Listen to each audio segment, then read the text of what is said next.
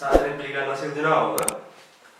අද මේ වීඩියෝ එකෙන් කතා කරන්න හදන්නේ පරිසරය යටතේ වැදගත් මාතෘකාවක් ඕසෝන් වියන ආයනය පිළිවෙලට වෙන කෙටි වීඩියෝ වලින් ඉදිරිපත් කරනවා. හරි ලස්සනට පිළිවෙලට අහන්න හරි ලේසි පාඩම් සිද්ධාන්ත ටික කතන්දරයක් විදිහට හරි ලස්සනට ඔළුවට දාගන්න. හරි එහෙනම් අපි කතා කරන්න හදන්නේ ඕසෝන් වියන ආයනය.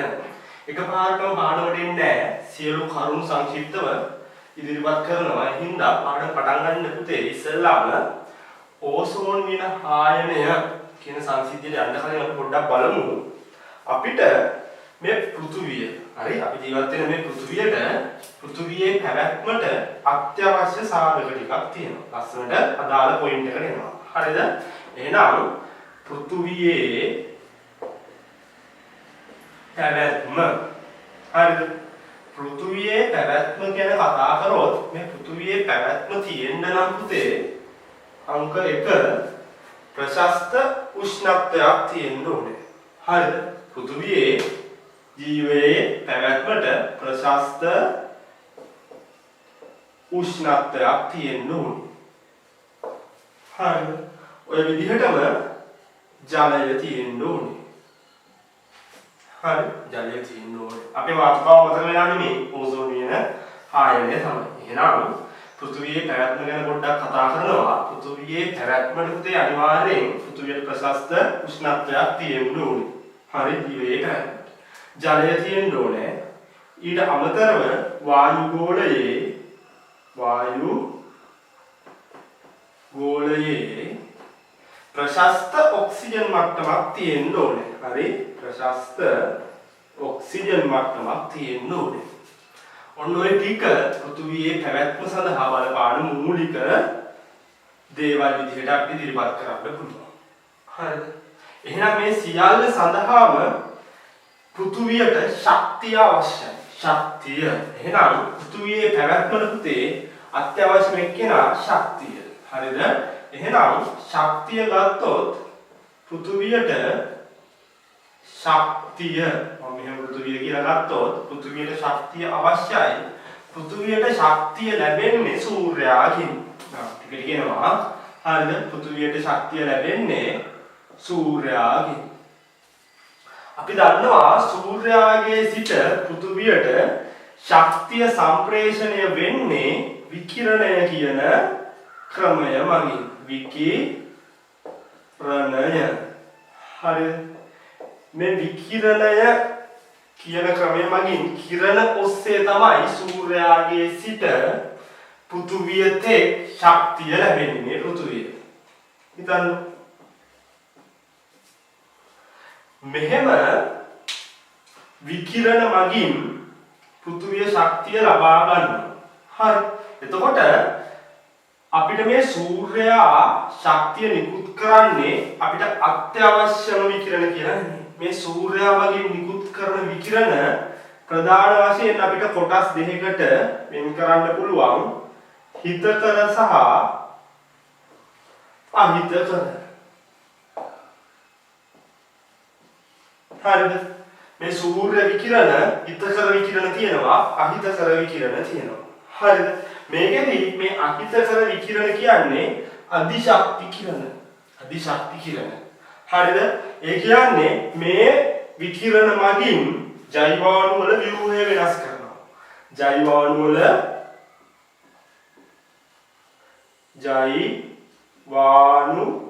ව්‍යුහය වෙනස් කරනවා. හරිද? ඒත් එක්කම ජෛවාණු සරලවම කිව්වොත් මේ අහිතකර විකිරණ මගින් විකෘතිතා ඇති කරනවා. හරි. එහෙනම් මේ සූර්යාගෙන් එන විකිරණ සියල්ලම අපිට හිතකර නැහැ. ඒක තේරුම් ගන්න ඕනේ නේද? හරිද? එතකොට මේ සූර්යාගේ සිට මේ සූර්යා අපිට තෝරලා බේරලා හොඳ ඒවා විතරක් අපිට ගැළපෙන ඒවා විතරක් එවන්නේ නැහැ. හරිද? එයාගෙන් ශක්තිය සම්ප්‍රේෂණය වෙන ක්‍රමයේ විකිරණ කලාපයේ අධිශක්ති සහ අපිට හිතකර කලාපයේ තියෙන දෙගොල්ලොම ඉන්නවා. ඔය දෙගොල්ලොම පෘථුවිය වෙතට එවනවා. එහෙම එවද්දී අපි දන්නවා මේ පෘථුවියේ වායු ගෝලය අපිට ප්‍රධාන වශයෙන් අපි ඉගෙන ගන්න තියෙනවා කොටස් දෙකක්. මෙයා ආසන්නම එක්කෙනා පරිවර්තී ගෝලය.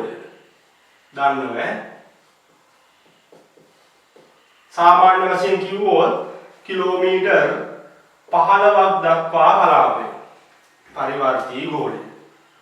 ඊට පස්සේ එයාට උඩින් තියෙනවා ස්තර ගෝලය. එහෙනම් මෙන්න මේ ටිකට කියන්නේ ස්තර ගෝලය කියලා. ස්තර ගෝලය. හරිද? මෙන්න මෙහෙම පෘථිවිය ඉහළ වායු ගෝලය අපි කලාප වලට වෙන් කරනවා. තව කලාප කිහිපයකට වෙන් කරනවා මම ඒක කියන්නම්. හරිද? එතකොට මේ සූර්යාගේ සිට පැමිණෙන විකිරණ මේ ස්තර ගෝලය මගින් අවශෝෂණය කරගන්නවා. අධිශක්ති විකිරණ අවශෝෂණය කරගෙන පෘථිවිය වෙත එවන්නේ හිතකර අය. ගැළපෙන අය. හරිද? පෘථිවිය වෙත එවන්නේ හිතකර අය.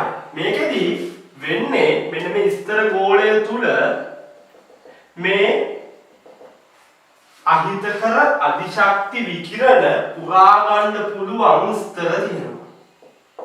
හරිද? අන්න ඒ විදිහේ එක ස්තරයක් තමයි ඕසෝන් ස්තරය. ඕසෝන් ස්තරය අපි කියනවා ඕසෝන් වියන කියලා. හරිද? ඕසෝන් හරි ලස්සනයි පිළිවෙලට අහන් ඉන්නේ ඕසෝන් ස්තරය. එහෙනම් මතක තියාගන්න පුතේ මේ ඕසෝන් ස්තරය තියෙන්නේ වායු ගෝලයේ ස්තර ගෝලය කියන කොටසේ. හරිද? මෙන්න මේ ටික තමයි ස්තර ගෝලය. ස්තර ගෝලය ඇතුලේ තමයි ඕසෝන් ස්තරය ඉන්නේ. මම මේ රූප සටහනට මෙහෙම ලස්සනට ඇඳලා මෙහෙම ඒකාකාරීව නෑ. ඒ විදිහට කියන්නම්. හරි. එහෙනම් මෙතනදි වෙන්නේ සූර්යාගේ ඉඳලා හිතකර විකිරණයි අහිතකර විකිරණයි පෘථිවිය වෙත එනවා. ඒ විකිරණ දෙගොල්ලොන්ගෙන් අධිශක්ති විකිරණ මේ ස්තර ගෝලයේ තියෙන ඕසෝන් ස්තරය මගින් අවශෝෂණය කරගන්නවා කියලා දැන් හිතන්න. මේකේ ක්‍රියාවලිය ඉදිරියට විස්තර කරනවා. පිළිවෙලට අහන්න අපි දන්න කාලය විසින්. හරි. එහෙනම් ඊට අමතරව එතකොට මෙයා මේ අධිශක්ති විකිරණ පුරාගෙන එනවා අධිශක්ති කළු පාටින් පුරාගෙන පරිවර්තීය ගෝලයට උදාහරින්නේ හිතකර තත්ත්වයේ තියෙන අඩු ශක්ති දිගු තරංග ආයාම සහිත කිරණ. ඔන්න ඕක තමයි අපිට බලපෑමක් නැත්තේ සූර්යාගෙන් අහිතකර කිරණ ආවා කියලා අපිට දැනෙන්නේ නැහැ. අපිට දකින්නවත් වෙන්නේ නැහැ. මේ කිලෝමීටර් 15කට උඩ අහසේ මෙන්න මේ ක්‍රියාවලිය සිද්ධ වෙලා සූර්යාගේ වෙන අහිතකර කිරණ අපිට බලපාන එක වළක්වලා තියෙනවා. එහෙනම් අපිට කිසි බලපෑමක් නැහැ. මේක තීදේ ඉඳන් හරි ලස්සනට සමතුලිතව වුණා. හරිද? සමතුලිතව වුණා. දැන් අපේ මාතෘකාව තමයි ඕසෝන් වියන පායනය. ඒ කියන්නේ මෙන්න මේ කියන වියන නැත්නම් මේ ස්තරය. හරිද? අපි වියන් කියන්නේ වියන් වදිනවා කියලා ගෙවල් වලින් කියන්නේ ඒ වගේම තමයි. හරිද? එහෙනම් මෙන්න මේ ස්තරයට වර්තමානයේ වෙනකොට අපගේ විවිධාකාර වූ ක්‍රියාකාරකම් හින්දා බලපෑම් ඇති වෙලා තියෙනවා. එතකොට මොකද වෙන්නේ? මෙයාගේ ඉලක්ක හැදෙනවා. ඉලක්ක හැදුවා කියන්නේ එතකොට මේ එන අධිශක්ති පාරයම්මුල කිරණ කියලා හිතන්න. අධිශක්ති පාරයම්මුල කිරණ අවශෝෂණය කරගන්න තැනක් නැහැ. මෙතන එන එක්කෙනා මෙතන සිදුරන් නම් තියෙන්නේ. මෙතන වියන හිල් වෙලා නම් හරිද? එහෙනම් හරියට වහලේ මුල් කැටයක් බින්දිලා නම් එතනින් වතුර වැටෙනවා වගේ මෙතනින් අහිතකර යෝගී කිරණ පෘථුවිය වෙත එනවා. ඔන්න ඕක තමයි ඕසෝන් වියන ආයනය කියලා අපි කතා කරන්නේ හා සම්බන්ධ හිතකට තත්ත්ව කියලා. ඕක තමයි කතාව. මේකෙදි අපි නැවතුනේ එහෙනම් මේ ඕසෝන් ස්තරයක් තියෙනවා. එහෙනම් පුතේ මතක තියාගන්න ඕසෝන් ස්තරය තියෙන්නේ ස්තර ගෝලයේ. හරිද? මේක වැදගත් කරනවා. ස්තර ගෝලයේ තමයි ඕසෝන් ස්තරය තියෙන්නේ. මේ ඕසෝන් කියන්නේ මෙයාට මේ ඕසෝන් ස්තරය කියන්නේ මෙයා හැදිලා තියෙන්නේ ඕසෝන් කියන වායුවෙන්. හරිද? මේ ඕසෝන් චක්‍රයක් විදිහට තමයි මේකේ තියෙන්නේ. මේ ඕසෝන් ස්තරය ගත්තොත් මෙයාගේ හැදිලා තියෙන වායුව තමයි ඕසෝන් කියන්නේ. ඕසෝන්. හරිද? මෙයාට අපි කියන්නේ O3 ඔක්සිජන් පරමාණු 3ක් එකතු වෙලා තමයි මෙයා හැදෙන්නේ. හරිද? හැබැයි මෙයා මෙහෙම ස්ථායීව සිටින කෙනෙක් නෙමෙයි. හරි කතන්දරේ ඉස්සරහට කියන්නම්. මේ ඕසෝන්ගෙන් හැදිලා තියෙන හින්දා තමයි මෙයාට ඕසෝන් ස්තරය කියලා කියන්නේ. මේ ඕසෝන් ස්තරයේ ක්‍රියාකාරීත්වය තමයි පුතේ නිරන්තරයෙන් මෙයා හැදෙනවා කැඩෙනවා හැදෙනවා කැඩෙනවා. හරිද? ඉතින් ගැටලුවක් නැහැනේ මෙයා හැදෙන වේගයෙන්ම කැඩෙනවා. එතකොට මෙයාගේ සමතුලිතතාවයට බලපෑමක් නැහැ. හරි. එහෙනම් ඕසෝන්ගේ අණුව පොඩ්ඩක් විස්තර කරොත් ඕසෝන් කියන්නේ ඔක්සිජන් 3යි. මේ ඕසෝන් චක්‍රයක් විදිහට තමයි මෙයාගේ ඉන්නේ. ඕසෝන් චක්‍රය පුතේ ඔක්සිජන් චක්‍රය අණු චක්‍රයක්.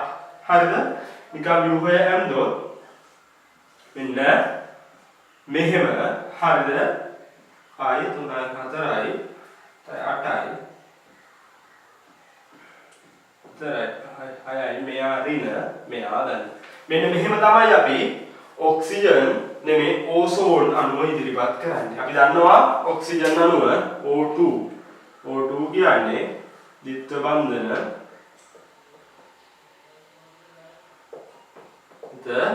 මේ ඔක්සිජන් මෙන්න මෙයාට තමයි ඕසෝන් කියන්නේ. එහෙනම් මෙන්න මේ ස්තරයට අපි ඕසෝන් ස්තරය කියන්නේ මේ ඕසෝන් කියන වායුවෙන් හැදිලා තියෙන හින්දා. හරිද?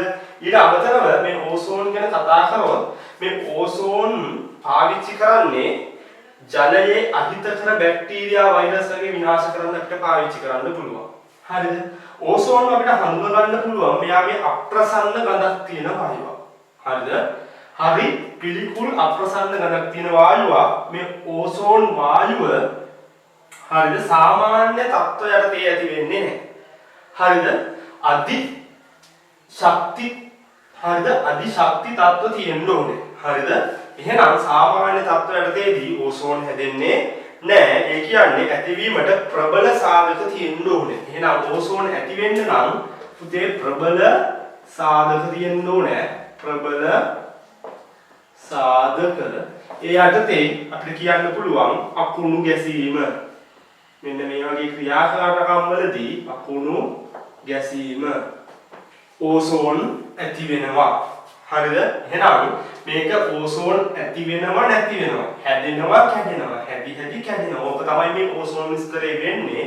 එතකොට ඕසෝන් හැදෙන ක්‍රමයක් තමයි අකුණු ගැසීම. ඒ කියන්නේ අධි ශක්ති තත්ත්ව නැත්නම් විශේෂ සාධක තියෙන්න ඕනේ. සාමාන්‍ය තත්ත්වයටදී ඕසෝන් හැදෙන්නේ නැහැ. හරිද? එහෙනම් ආයෙත් මතක කරගත්තොත් ඕසෝන් කියන්නේ අප්‍රසන්න ගඳක් තියෙන වායුවක්.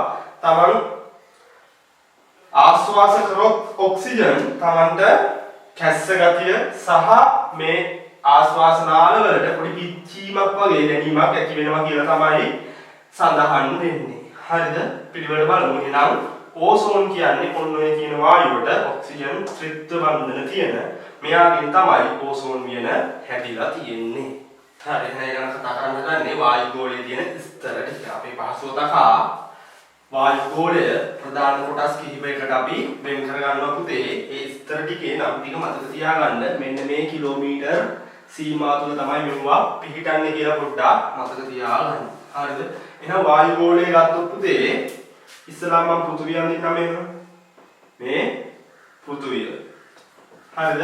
පෘථුවියට ආසන්නවම තියෙන එක්කෙනා අපි කිව්වා කවුද? පරිවර්තී ගෝලය. හරිද? එහෙනම් මෙයාගේ නම පරිවර්තී ගෝලය. මෙච්චර ස්කේල් එක පොඩ්ඩක් එහෙම වෙයි ගැටලුවක් කරගන්න එපා. පරිවර්තී ගෝලය. හරිද? මෙයා අපි කියනවා කිලෝමීටර් මෙතනින් ඉඳන් මෙතෙන්ට කිලෝමීටර් 15ක් විතර කියලා. හරිද? මම මෙතන බිඳුව මට්ටම කියලා ගත්තොත් මෙයා 15යි කිලෝමීටර්. පරිවර්තී ගෝලයට පස්සේ තමයි පුතේ ස්තර ගෝලය ඉන්නේ. එහෙනම් ඊළඟට ඉන්නේ කෙනා ස්තර ගෝලය. හරි? ස්තර ගෝලය. මේක පුතේ මතක් කරොත් මේ පරිවර්තීය ගෝලය ඇතුලේ තමයි වායු ගෝලය. වායුන්ගෙන් 99%ක්ම ඉන්නේ. වායු ගෝලයේ වායුන්ගෙන් 99%ක්ම මේ පරිවර්තීය ගෝලයේ ඉන්නේ. හරි මේ අපි මේ ගියක් කියලා හිතන්න.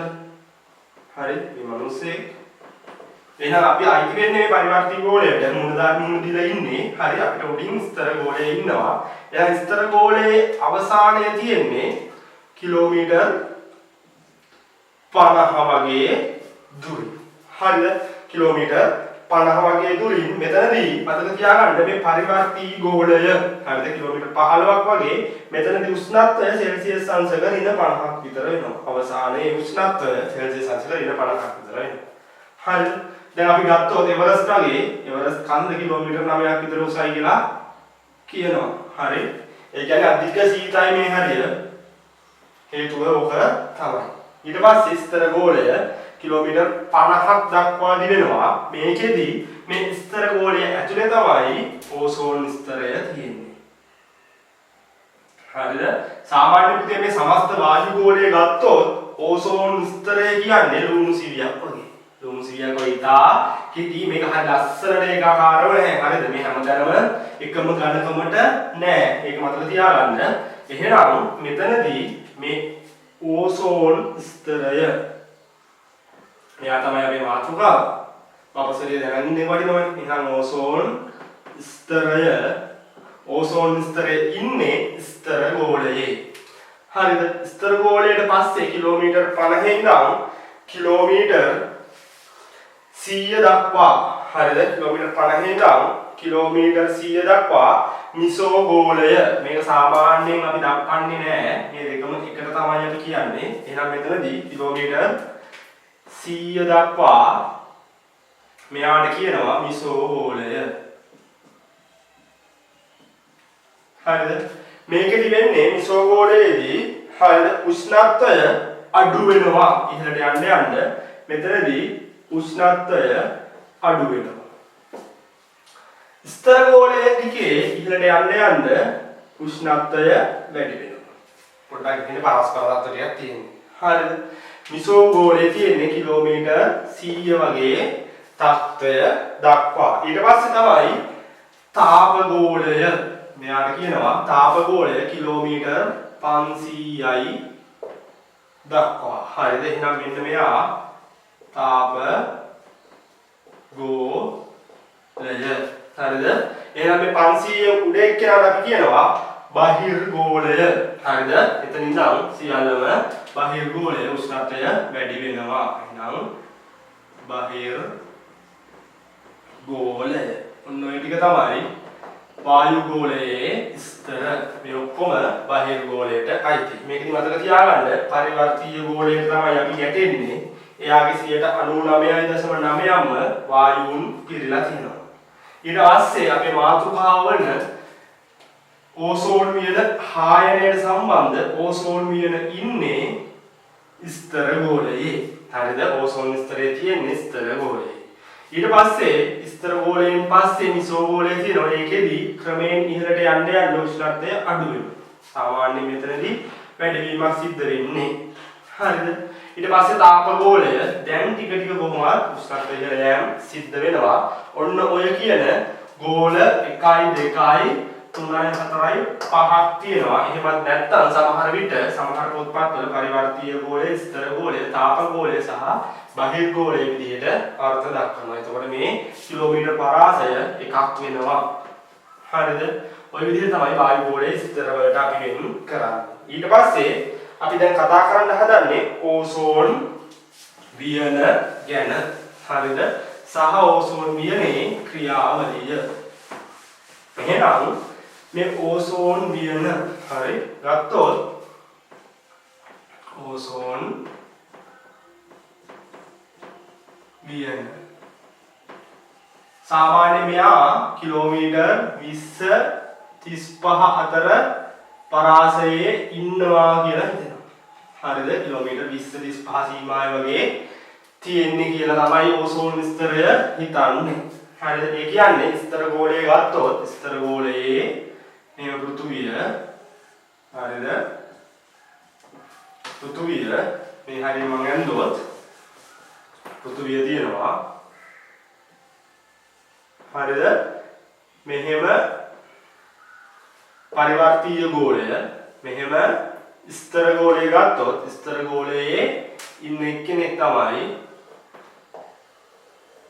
ඔය ඕසෝන් ස්තරය. හරිද? මේක කියලා හිතන්නකො. ඕසෝන් ස්තරය. මේකෙදි මුලින්ම වෙන්නේ සූර්යාගේ ඉඳලා හරිද? කිරණ පැමිණෙනවානේ. අධිශක්ති කිරණ. අපි මෙයාට h mu කියලා කියන්නම්. සූර්ය විකිරණ. හරිද? මේ සූර්ය විකිරණ එහෙනම් පරිවර්තී ගෝලයට කලින් ස්තර ගෝලයේ ඉන්න ඕසෝන් වියන වෙත පැමිණෙනවා. මේකෙදි මෙන්න මෙයාලා අධිශක්ති කිරණ ඒ හේතුවෙන් මුලින්ම දැන් මෙයා වායු ගෝලයේ තියෙන එහෙනම් ඔක්සිජන් ඉන්නවා. හරිද පුතේ? මේ ඔක්සිජන් හරි මේ අධිශක්ති කිරණ වැටිලා හරිද? ඔක්සිජන් පරමාණු බවට කැඩෙනවා. හරි. ඊට පස්සේ මේ කැඩෙන ඔක්සිජන් පරමාණු හරිද? ආයෙත් තියෙන ඔක්සිජන් එක්ක ප්‍රතික්‍රියා කරලා මෙන්න මේ ඕසෝන් කියන සංයෝගය හැදෙනවා. හරිද? එහෙනම් ඕසෝන් සෑදීමක් සිද්ධ වෙනවා. ඊට පස්සේ මේ හැදෙන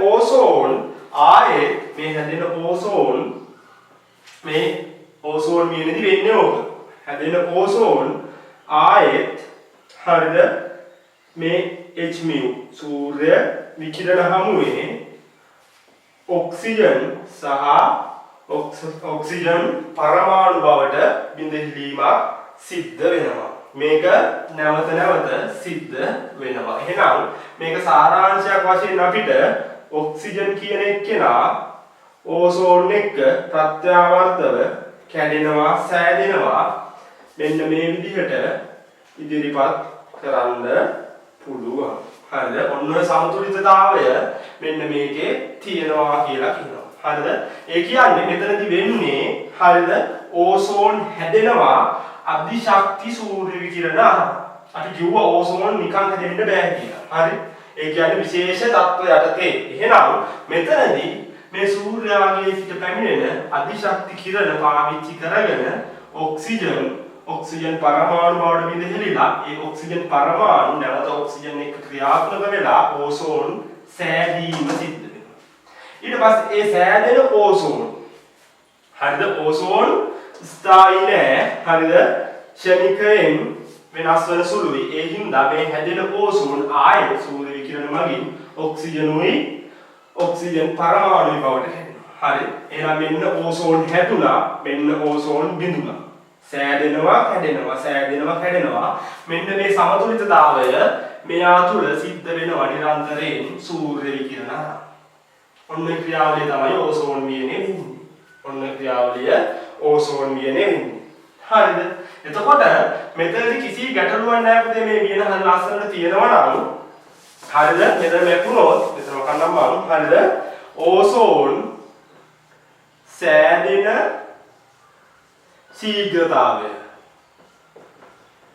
ඕසෝන් කැඩෙන ශීඝ්‍රතාවය.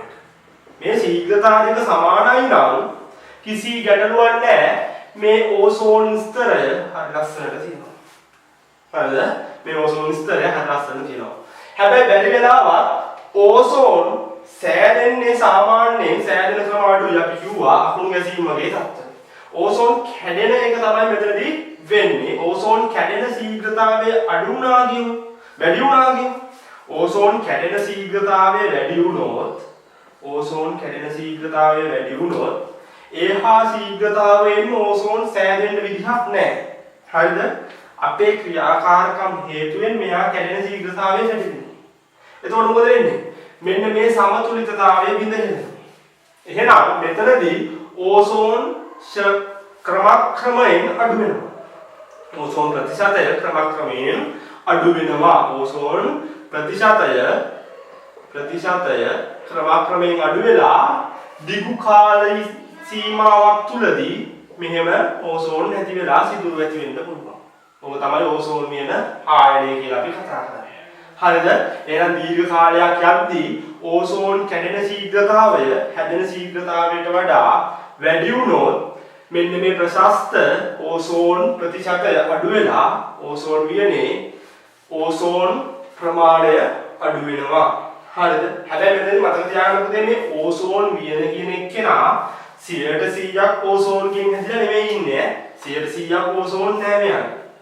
අපි මෙයාට ඕසෝන් කියන්නේ මෙන්න මේ සීමාව තුල. හරිද? මෙන්න මේ ස්තරයේ ඕසෝන් ප්‍රතිශතය වැඩි. ඕසෝන් ප්‍රතිශතය වැඩි.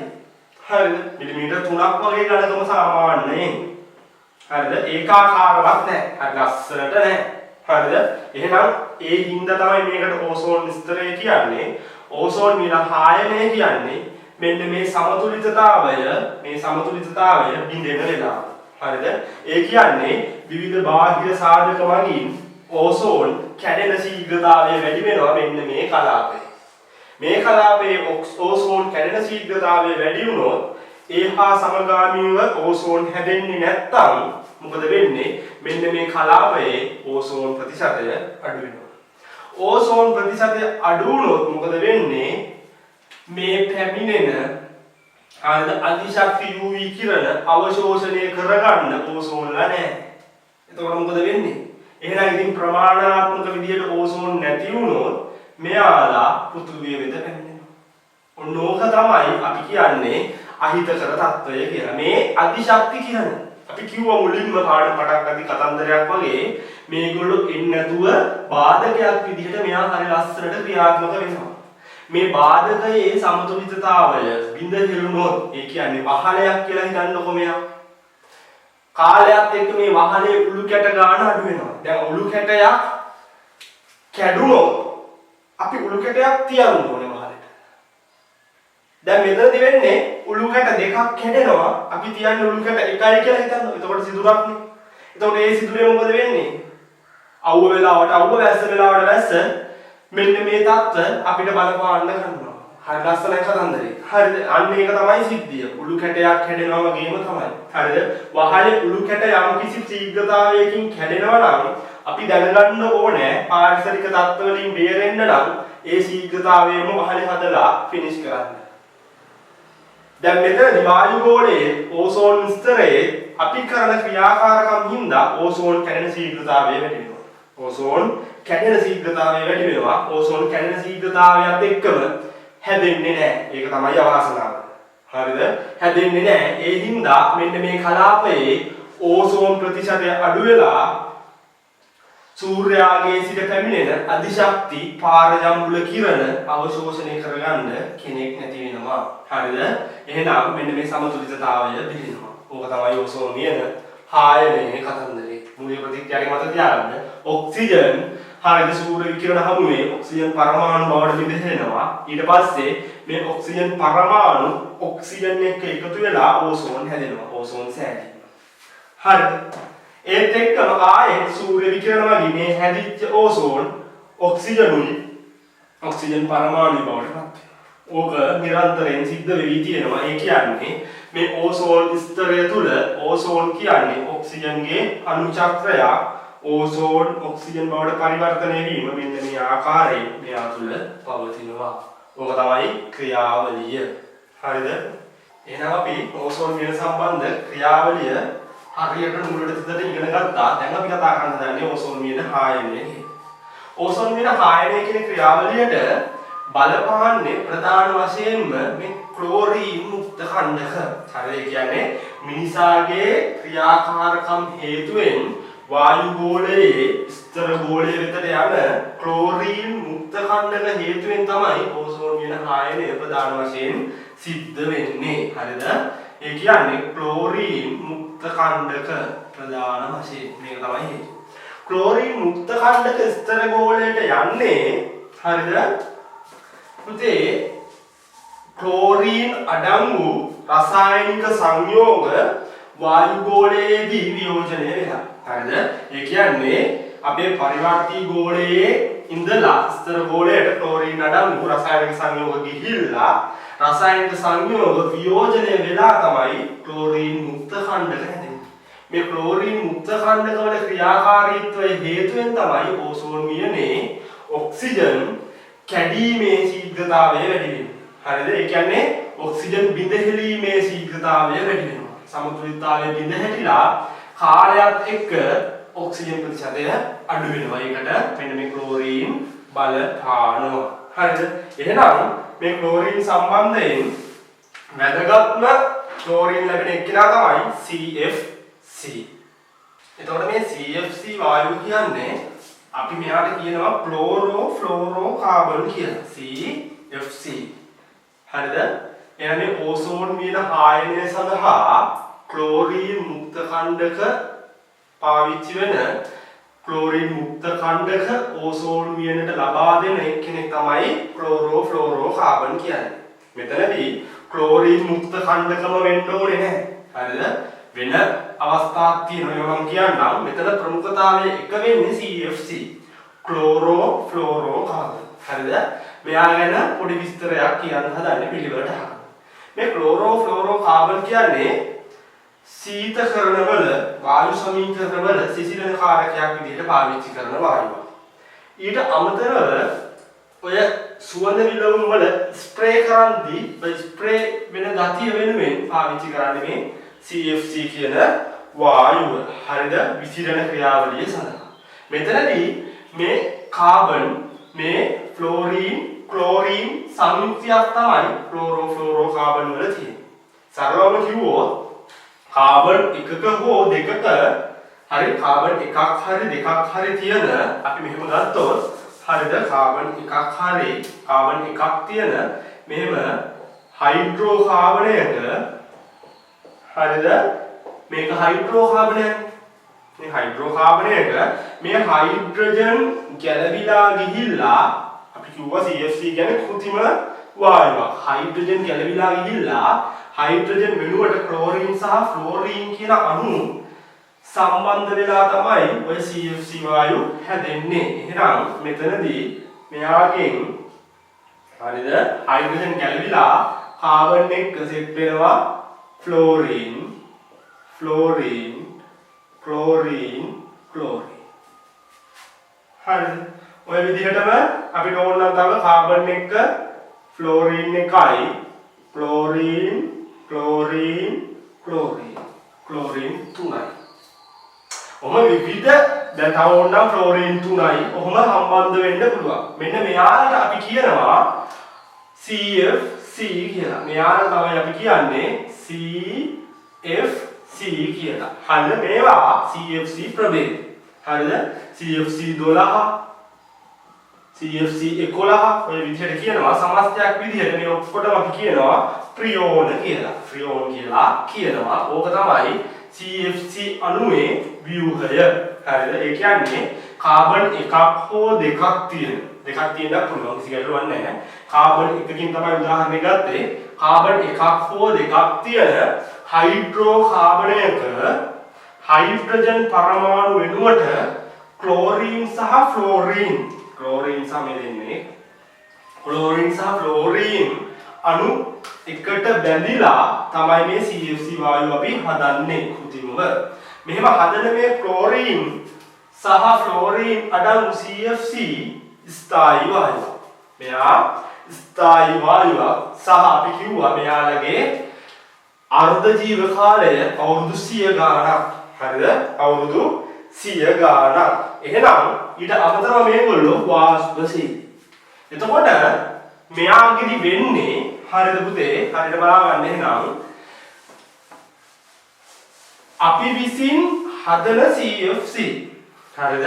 අපි විසින් හදන CFC වාෂ්පශීලී වායුවක් පෘථිවියේ හරිද? අපි විසින් හදන CFC වාෂ්පශීලී හින්දා මෙයා ස්ථායී වාෂ්පශීලී. හරිද? පරිවර්තීය ගෝලය හරහා ස්ථර ගෝලයට ඇතුළු වෙනවා. හරිද? මෙන්න CFC එක්කෙනා පරිවර්තී ගෝලය හරහා CFC එක්කෙනා ස්ථර ගෝලයට එනවා. හරිද? ස්ථර ගෝලයේදී මෙන්න මේ CFC අධිශක්ති UV කිරණ නැත්නම් සූර්යාලෝකයට ගැටෙනවා. හරිද? අපි කිව්වා මෙයා ස්ථායි. හරිද? සම්මත තත්ත්වවලදී අධික ස්ථායි. හැබැයි මේ ස්තර ගෝලයේදී මෙයා මුහුණ දෙන සූර්ය විකිරණ වලට අධික ශක්තියක් තියෙනවා. ඒ ශක්තියට පුළුවන් මෙයාව ඛණ්ඩනය කරන්න. හරිද? ඔය විදිහටම ඕසෝන් කරන්නේ ඕසෝන් හදන්න අධික ස්ථායි අධික අකුණු ගැසීම් වගේ තත්ත්වවලදී තමයි කිව්වා. ඒ හින්දා මෙතනත් අන්න ඒ වගේ CFC ස්ථායි වුණාට ස්තර ගෝලයේ මෙන්න මේ කලාපයට පැමිණියාම සූර්ය විකිරණ හමුවේ විකිරණය වෙනවා. හරිද? එහෙනම් මේක මම ඇම්දොත් මෙතනදී CFC වායුව මෙන්න මේ විදිහට CFC වායුව මෙන්න මේ විදිහට C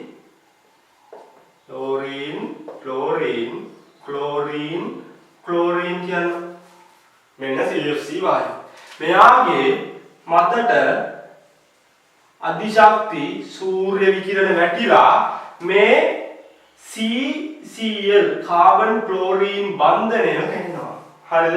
මේ කාබන් ක්ලෝරීන් බන්ධනය කැඩුනහම අපිට හැදෙනවා මෙන්න මෙහෙම C ක්ලෝරීන් රෝරින් මෙතන බන්ධනය කැඩිලා මුක්ත කණ්ඩයක් ඉතුරු වෙනවා. එකතු කිරීම Cl මුක්ත කණ්ඩක හැදෙනවා. ඔන්න ඕක තමයි ඕසෝන් වියනේදී ඒ කියන්නේ ස්තර ගෝලයේදී CFC ට වෙන්නේ. ස්තර ගෝලයට CFC ගියාම මේ අධිශක්ති සූර්ය විකිරණ හමුවේ ක්ලෝරීන් මුක්ත කණ්ඩක හැදෙනවා. හරිද? මේ හැදෙන ක්ලෝරීන් මුක්ත කණ්ඩක කිසි ගැටලුවක් නැහැ ඕසෝන් එක්ක ප්‍රතික්‍රියා කරනවා. දැන් මෙයා ඉන්නේ ස්තර ගෝලයේ. ස්තර ගෝලයේ ඕසෝන් ඉන්නවා. ඔක්සිජන් ඉන්නවා. ඕසෝන් ඉන්නවා. ඔක්සිජන් පරමාණු ඉන්නවා. ඔය සියල්ලම ඉන්නවා. මෙතනදී ක්ලෝරීන් මුක්ත කණ්ඩකය හරිද? මේ හැදෙන ක්ලෝරීන් මුක්ත කණ්ඩකය ඕසෝන් බිඳ හෙලන්න අමතර මාර්ගයක් පෙන්වනවා. හරිද? ඕසෝන් බිඳ හෙලන්න අමතර මාර්ගයක් පෙන්වනවා. එතකොට මෙතනදී මෙන්න මෙයා හරි ඕසෝන් බිඳ හෙලීමක් මෙතනදී ඕසෝන් බිඳ හෙලීමට අතුරු මාර්ගයක්. හරිද? සම්මත ඕසෝන් චක්‍රයට අමතරව මෙන්න මේ ක්ලෝරීනුත් ඕසෝන් බිඳ හෙලන්න පටන් ගන්නවා. හරිද? එතකොට සම්මතයක් විදිහට ඕසෝන් බිඳ හෙලියෙහි තිබුණා. ඒ ශීඝ්‍රතාවයෙන්ම ඕසෝන් සෑදි තිබ්බා. දැන් මෙයා අමතර තව පාරක් පෙන්නුවා ඕසෝන් බිඳ හෙලන්න. එතකොට ඕසෝන් බිඳ හෙලීමේ ශීඝ්‍රතාවය වැඩි වුණා. සමතුලිතතාවය නැති වෙනවා.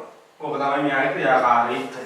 එහෙනම් මෙයා ඕසෝන් බිඳ හෙලීමට අමතර මාර්ගයක් පෙන්වනවා.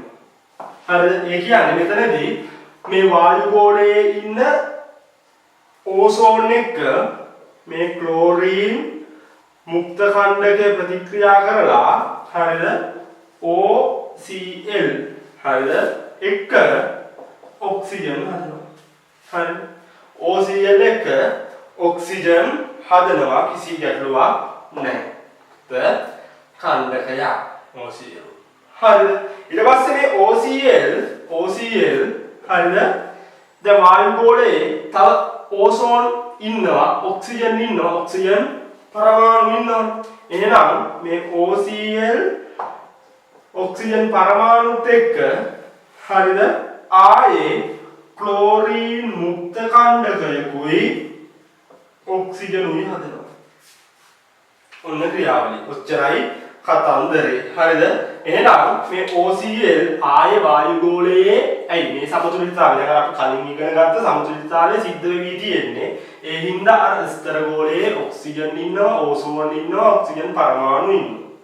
හරිද? එහෙනම් මේ OCl මුක්ත කණ්ඩකය ඔක්සිජන් පරමාණුවක් එක්ක නැත්නම් ක්‍රියාවලිය සිද්ධ වෙලා නැවතත් ක්ලෝරීන් මුක්ත කණ්ඩකය නිදහස් කරනවා. ක්ලෝරීන් මුක්ත කණ්ඩකය නිදහස් කරනවා ඔක්සිජන් හැදෙනවා. එහෙනම් මෙතනදී බලන්න මොකද සිද්ධ වෙන්නේ? ඕසෝන් බිඳ හෙලීමක්. මෙන්න බිඳ හෙලීම. ඔන්න ඕක තමයි CFC වායුවේ ක්ලෝරීන් මුක්ත ඛණ්ඩකයේ ක්‍රියාවලිය. අපි කිව්ව ඕසෝන් වින හායනය කරන්න මූලික වශයෙන් බලපාන්නේ ක්ලෝරීන් මුක්ත ඛණ්ඩක කියලා. ක්ලෝරීන් මුක්ත ඛණ්ඩකය වායු ගෝලයට ස්තර ගෝලයට ලැබුණේ CFC හරහා මෙන්න මේ ක්‍රියාවලිය. ඊට පස්සේ ක්ලෝරීන් ඕසෝන් බිඳහෙලන්න අමතර මාර්ගයක් පෙන්වනවා. ඒකෙදි OCl හැදෙනවා, ඔක්සිජන් හැදෙනවා. ඊට පස්සේ මේ සෑදෙන OCl ආයේ ඔක්සිජන් පරමාණුත් එක්ක හැදිලා ඔක්සිජන් නිදහස් කරලා ක්ලෝරීන් මුක්ත ඛණ්ඩකයක් හදනවා. මේක තමයි භයානක තත්ත්වය. බලන්න පුතේ ක්ලෝරීන් ආවා ආයේ අන්තිමට ක්ලෝරීන් ඉතුරු වුණා. ඒ කියන්නේ මේ ප්‍රතික්‍රියාවේ මේ ක්ලෝරීන් ක්‍රියාත්මක වෙන්නේ උත්ප්‍රේරකයක් විදිහට. හරි උත්ප්‍රේරකයක් විදිහට අවසානයේ ඉතුරු වෙනවා. ප්‍රතික්‍රියාවට බලපෑමක් නැහැ. මේක තමයි භයානක තත්ත්වය. ඒ කියන්නේ මේ CFC අණුව ස්තර ගෝලයට ඇවිල්ලා මේ නිදහස් කරන ක්ලෝරීන් එක මුක්ත ඛණ්ඩකයට ඕසෝන් පරමාණු දහස් ගාණක් බිඳහෙලන්න පුළුවන්. ඇයි නැවත මෙයාම ලැබෙනවා. ඒ ලැබෙන එක්කෙනා ආයේ ඕසෝන් එක්කෙනෙක් එක්ක සෙට් වෙලා බිඳහෙලීමක් සිද්ධ වෙනවා. ඒ ක්‍රියාවලිය සිද්ධ වෙලා අවසානයේ ආයේ ක්ලෝරීන් මුක්ත ඛණ්ඩකයක් හැදෙනවා. ඉවරයක් නැහැ. හරිද? එහෙනම් මෙන්න මේ එක ක්ලෝරීන් මුක්ත ඛණ්ඩකයක් ඇති ඕසෝන් පරමාණු දහස් ගාණක් බිඳහෙලන්නේ. ඕක තමයි භයානක තත්ත්වය. මේක උත්ප්‍රේරකයක් ලෙස ක්‍රියා කිරීමේ. හරිද? එහෙනම් ඔන්න ඔය ටික තමයි ඕසෝන් වියන හායනය සඳහා ක්ලෝරීන් මුක්ත ඛණ්ඩකයේ බලපෑම. හරිද? මේ ක්ලෝරීන් මුක්ත ඛණ්ඩකය ලැබුණේ CFC කියන එක්කෙනා මගින්. CFC කියන එක්කෙනාගේ ව්‍යුහය මේක. එක ව්‍යුහයක් විතරයි මේ. හරිද? ඒකෙදි වෙන්නේ CFC ගේ අධිශක්ති සූර්ය කිරණ හමුවේ කාබන් ක්ලෝරීන් බන්ධනය කැඩිලා ක්ලෝරීන් මුක්ත ඛණ්ඩකයක් අපිට ලැබෙනවා. මේ මුක්ත ඛණ්ඩකයේ ක්‍රියාවලිය කිව්වා. ආයෙ කිව්වේ කොහොම හරි ඔළුවට දාගන්න කතාව වගේ. හරි රහයි මේක. හරි. කෙමිස්ට්‍රි අමාරු නෑ පිළිවෙලට ඔළුවට දාගන්න. එහෙනම් ඔය ටික තමයි ක්ලෝරීන් මුක්ත ඛණ්ඩකයේ ක්‍රියාවලිය. හරිද? එහෙනම් ඊළඟට කතා කරන්න තියෙන්නේ මේක අවම කරගන්න පාවිච්චි කරන දෙයක්. හරිද? මෙතනදී පුතේ අපිට අපි ඉගෙන ගත්ත CFC වෙනුවට HCFC හයිඩ්‍රෝක්ලෝරෝෆ්ලෝරෝකාබන් හයිඩ්‍රෝක්ලෝරෝෆ්ලෝරෝකාබන්ගේ වෙන්නේ හරිද මේ ක්ලෝරීන් කෙනෙක් හරි ෆ්ලෝරීන් කෙනෙක් හරි වෙනුවට හයිඩ්‍රජන් කෙනෙක් සෙට් වෙන එක HCFC හරිද හයිඩ්‍රෝක්ලෝරෝෆ්ලෝරෝකාබන් එහෙනම් අපි ගත්තොත් කාබන් දෙකක එක්කෙනෙක් හරිද CH2FCCl3 ඔය වගේ හරිද එහෙනම් මෙතනදී හයිඩ්‍රෝක්ලෝරෝෆ්ලෝරෝකාබන් මෙතනදී වෙලා තියෙන්නේ මෙතන කවුරු හරි ෆ්ලෝරීන් කෙනෙක් හරි ක්ලෝරීන් කෙනෙක් හරි වෙනුවට හයිඩ්‍රජන් කෙනෙක් සම්බන්ධ වෙලා මේකෙදී නැත්තේ නෑ ක්ලෝරීන්ලා ඉන්නවා ෆ්ලෝරීන්ලා ඉන්නවා හැබැයි අර වගේ CFC වගේ තනි කරම ක්ලෝරීන් ෆ්ලෝරීන් නෙමෙයි හයිඩ්‍රජන් කෙනෙකුත් ඉන්නවා එතකොට මේකෙන් CFC මගින් සිදුවන හානිය අවම කරගන්න. හරිද? නැති කරගන්න නෙමෙයි. අවම කරගන්න අපි පාවිච්චි කරනවා හයිඩ්‍රෝක්ලෝරෝෆ්ලෝරෝකාබන්. හරිද? මේ හයිඩ්‍රජන් ඉන්න හින්දා මෙයාගේ ආයු කාලය බලපෑම අඩු වෙනවා. ඕක තමයි අපි ප්‍රතිඵලයක් විදිහට වර්තමානයේ CFC පාවිච්චි කරන්න ඕන දැන් වල ඒ වලට HCFC පාවිච්චි කරලා බලපෑම අවම කරනවා. හේතුව HCFC කියන්නේ හයිඩ්‍රෝක්ලෝරෝෆ්ලෝරෝකාබන් මේකේ මේ ෆ්ලෝරීන් ලැබෙනකොට හයිඩ්‍රජන් කෙනෙක් ඉන්නවා. එක්කෙනෙක් හරි දෙන්නෙක් හරි හයිඩ්‍රජන් කෙනෙක් රින්ගෝලා ප්‍රබලතාවය අවම කරලා තියෙනවා. එහෙනම් අවසාන වශයෙන් අපි කතා කරන්න හදන්නේ ඕසෝන් වියන හායනය. ඒ කියන්නේ ඕසෝන් වියනේ ඕසෝන් ඔක්සිජන් සමතුලිතතාවය බිඳ හෙළන දෙවැනි ක්‍රමය. පළවෙනි ක්‍රමය අපි කිව්වා CFC ගේ තියෙන ක්ලෝරින් මුක්ත කන්දක. හරිද? දෙවැනි ක්‍රමය තමයි NO මගින් ඕසෝන් බිඳ හෙළනවා. මෙන්න මේ ක්‍රම දෙක තමයි අපිට තියෙන්නේ. හරි CFC වල තියෙන ක්ලෝරින් මුක්ත කන්දකයි NO මගිනුයි ඕසෝන් බිඳ හෙළීම මගින් සමතුලිතතාවය බිඳ වටලා ඕසෝන් සිදුර වැඩි කරන කතන්දරේ. එහෙනම් NO මගින් වෙන්නේ අර ක්ලෝරින් මුක්ත කන්දකයේ සිද්ධියම තමයි. එහෙනම් NO ඕසෝන් එක්ක ප්‍රතික්‍රියා කරලා NO2 සහ ඔක්සිජන් හදනවා. මෙන්න බිඳ හෙළීම. මේ ඕසෝන් බිඳ හෙළිලා.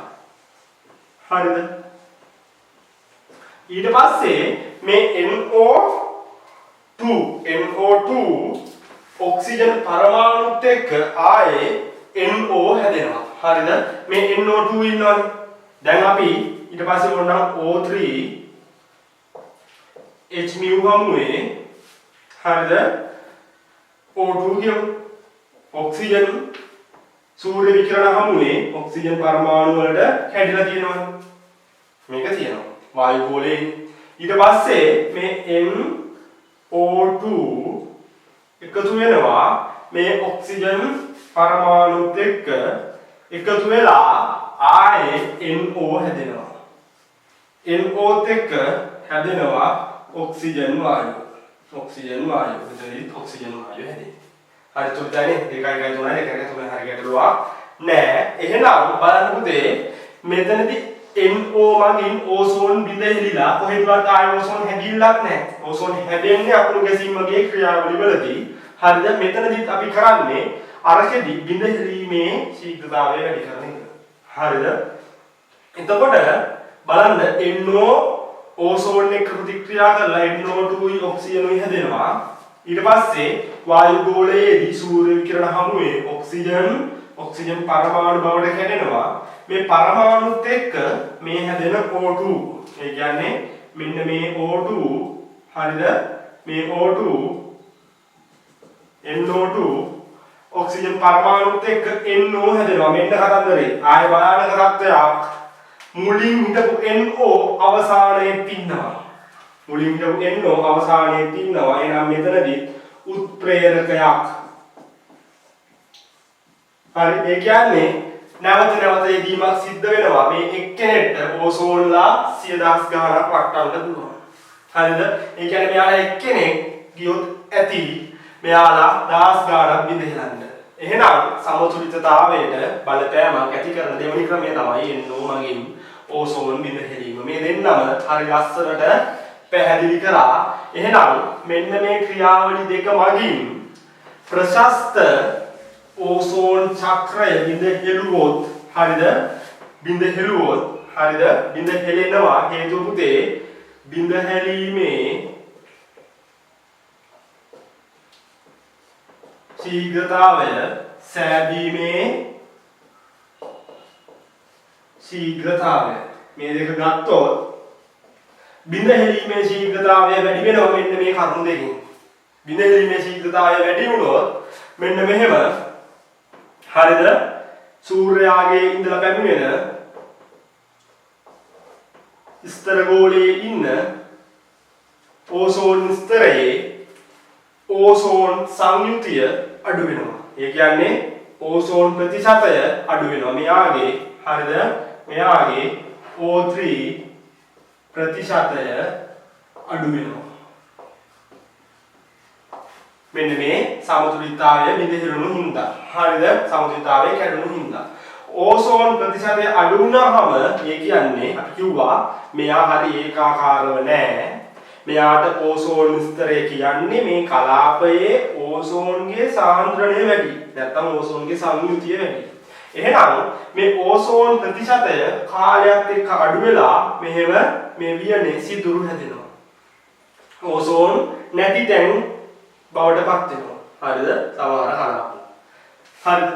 මේකෙදි ඝනකම ප්‍රදේශයෙන් ප්‍රදේශයට වෙනස් වෙනවා කියලා අපි කිව්වා. එහෙනම් දැන් කලින් මෙහෙම තිබ්බේ සිදුර හැදුනහම සූර්යාගේ සිට පැමිණෙන මේ පෘථුවිය හරියෝදේ අධිශක්ති කිරණ ඍජුවම පැමිණෙනවා. හරිද? එහෙනම් මෙතනදී අධිශක්ති කිරණ එන්නේ පෙරලා. හරිද? මෙතනදී පෙරලා. මෙතනදී ඕසෝන් වියනේ සිදුරක් ඇති වෙලා ඒ සිදුර තුලින් ඍජුවම අධිශක්ති කිරණ ලැබෙනවා. මේ අධිශක්ති කිරණ පැමිණීම තමයි ඕසෝන් වියන හායනය මගින් අපිට සිද්ධ වෙන අහිතකර බලපෑම. ඕසෝන් වියන හායනය වෙන සිද්ධිය මේ දෙන්න. හරි පිළිවෙලට කිව්වා. එහෙනම් මෙන්න මෙහෙම අධිශක්ති කිරණ පැමිණියොත් පුතේ අපිට චර්ම රෝග ඇති වෙනවා. අංක 1 චර්ම රෝග. ඇයි අපි හැම පිච්චෙනවා. අපිට හැමකට දරන්න පුළුවන් ශක්ති ප්‍රමාණයක් තියෙන කිරණ නෙමෙයි. හරිද? එහෙනම් 1 චර්ම රෝග. චර්ම රෝග ඇති වෙනවා. අංක 2 ඇසේ සුද ඇති වෙනවා. ඇසේ සුද ඇති වෙනවා. අංක 3 හරිද? අපි කිව්වා මේ අධිශක්ති කිරණ වල ජෛවාණු විකෘති වෙනවා. විකෘතිතා ඇති වෙනවා. සහ ප්‍රධාන වශයෙන් ප්‍රධාන එකක් කෘෂිකාර්මික කටයුතු වඩාල වෙනවා. හරි ප්‍රශස්ත මට්ටමකට මේ පරිසරයේ තියෙන ප්‍රශස්ත මට්ටම ගිනෙනවා. එතකොට මේ අපේ අස්වම් කෙරෙහි ශාකවල ඵලදාව කෙරෙහි මේක බලපානවා. හරි ශීඝ්‍රතාවය නැත්නම් කෘෂිකාර්මික කටයුතු වඩාල වෙනවා. කෘෂිකාර්මික කටයුතු අඩාල වීම අස්වනු අඩු වීම වගේ තත්ත්ව ඇති වෙනවා. ඕක තමයි ඕසෝන් වියනේ කතන්දරේ. ඉතාමත් හොඳට කරා ඕන කෙනෙක්ට තේරෙන්න තාක්ෂණවේදී පමණ නෙමෙයි විද්‍යාගණිත දරුවන්ට රසායන විද්‍යාවේ තියෙන කොටසම තමයි ඊටත් වඩා සංකීර්ණව හරි අකුරක් හරි වැඩියෙන් හරි තමයි ඉගෙනුනේ. හොඳට බලා ගන්න. හොඳට නෝට් එක බලා ගන්න. ඕනනම් නෝට් එකක් හදා ගන්න. පිළිවෙලට වැඩ කරන්න. තවත් මේ වගේ පරිසරය සම්බන්ධ වීඩියෝ එකකින් ආයෙ හම්බ වෙමු. සියලු දෙනාටම ජය වේවා.